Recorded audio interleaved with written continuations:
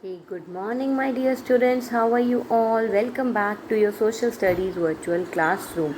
Today, in this module, we are going to continue with our history chapter 7 growth of new ideas. But before starting the topic, let me once again remind you to please like and subscribe to my channel and do press the bell icon for further notifications. And you can share this video also with your friends. So students, as you all know that in our previous video we have completed our history chapter 7 growth of new ideas. So today in this module we are going to do the revision of this chapter. So please listen to this video very carefully till the end. The teachings of Gautam Buddha, whose real name was Siddhartha, are known as Buddhism. Why? Because Siddhartha belonged to a very royal family, but he was not happy with the luxuries he have got in his life. It is believed that he has seen 4 sights which have left a deep impact on his mind. So one day he left his home and started meditating to attain the highest knowledge, to attain enlightenment. And one day when he was sitting under the peepal tree, he got enlightenment. He attained the highest knowledge. He understood why the world is full of suffering and what should be done to overcome these sufferings. Then he came to be known as the Lord Buddha, and his teachings came to be known as the Buddhism. So under Buddhism religion, his main teachings were the 4 noble truths. What these truths say? They say that the world is full of suffering, and the main cause of this suffering is our desire, our wants. So one must get rid of these desires or wants to stop suffering, and to end this desire and suffering one must follow the eightfold path. In this eightfold path, Lord Buddha teaches the people to follow these 8 principles if these people wanted to free themselves from the sufferings of life. Lord Buddha believed in ahimsa, or non-injury to all living beings. He also believed that the person should follow the middle path. That means he should live a balanced life, or a life of moderation. He should neither live in great luxury nor he should give up everything. He also believed in equality for all the people. He was totally against the caste system.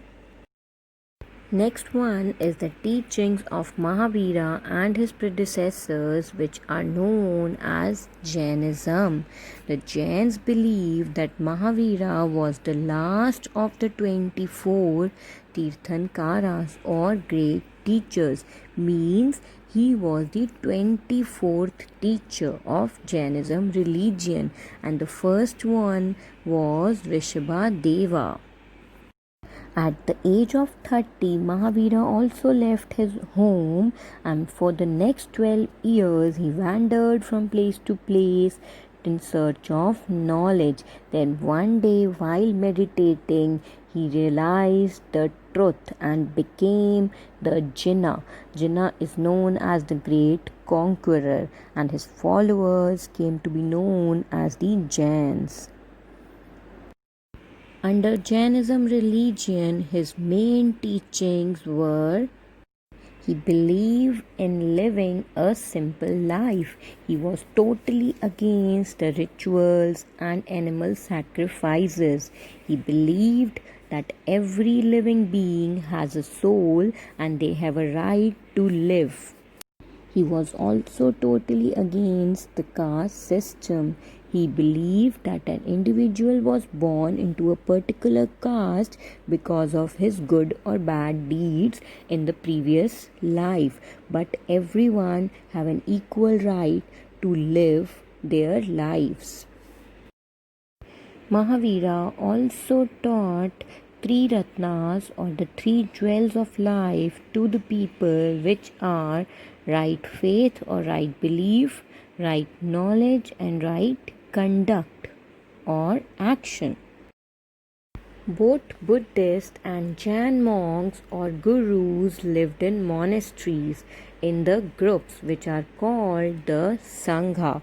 Both the women and men could join these Sangh. So, there are some similarities between Buddhism and Jainism. That is why these both religion became so popular among the people. And these are that first one, they were very easy to practice. Anybody can practice it. Second one, both the Buddha and the Mahavira teach in the language which is commonly spoken by the people. So, their teachings were thus easily understood. Next one, both did not believe in the caste system. People from the lower caste were attracted by the ideas of social equality. That is why these religions become so famous among the people.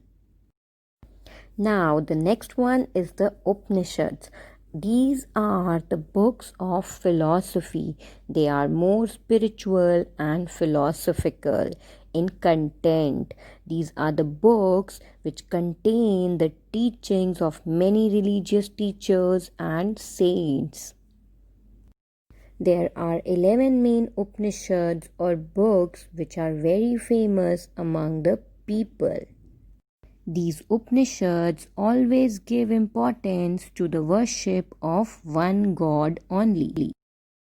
So students, this is the revision video. I hope this revision will prove beneficial for you. If you have any query, you can ask in the WebEx class, but do mention your name and section in the comment box. For attendance purposes, thank you for watching students. Take good care of yourself.